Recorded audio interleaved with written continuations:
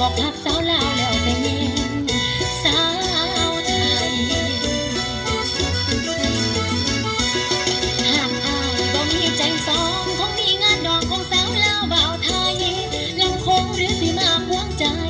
กันใส่ได้ละเพียงลาวกับไทยบ่มีความหมายสิกันใจสองเฮาบ่มีความหมายสิกันใจสองเฮา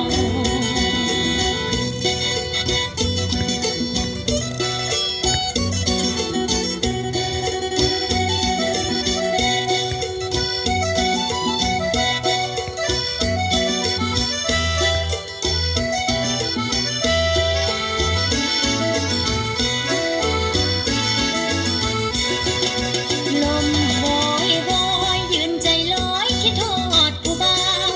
เบิ่งลำคองพัดโคงไหลลงยาวๆย่านคือหัวใจผู้บ่าว